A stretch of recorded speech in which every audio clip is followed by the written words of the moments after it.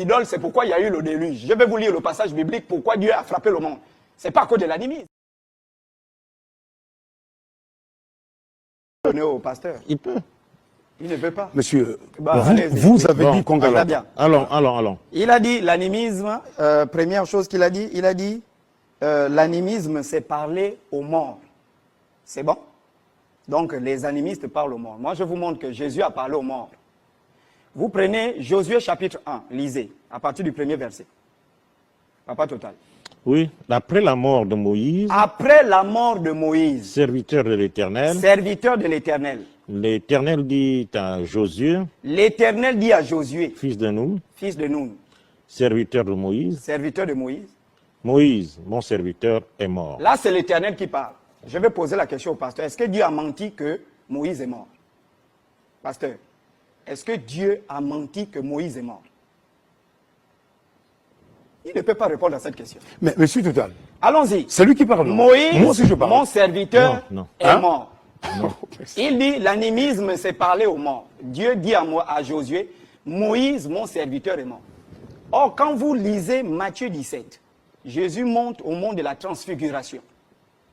Une colonne de nuée l'a environné. Et les disciples ont vu Jésus, 3 personnes. Jésus, Élie et Moïse qui étaient morts. Ils étaient en train de parler. Il dit l'animisme, c'est parler aux morts. Mais Jésus est en train de parler à quelqu'un qui est mort au mont de la transfiguration. Il ne comprend rien. Il va venir dire, le Saint-Esprit, non, c'est son âme qui est sauvée. Voilà, toutes ces choses-là. Ça, c'est première chose. Deuxième chose, il dit, là c'est très grave, il dit, le déluge a eu lieu à l'an 600.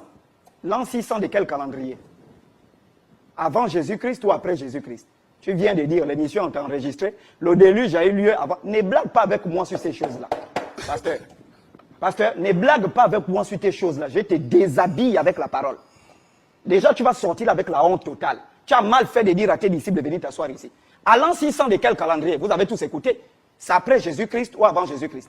Parce que si tu me dis à l'an 600 avant Jésus-Christ, je te montre que les gens existaient. La Bible que tu lis là a été écrite des années antérieures avant l'an 600 que tu donnes. Ça veut dire que les dates, il ne les connaît pas.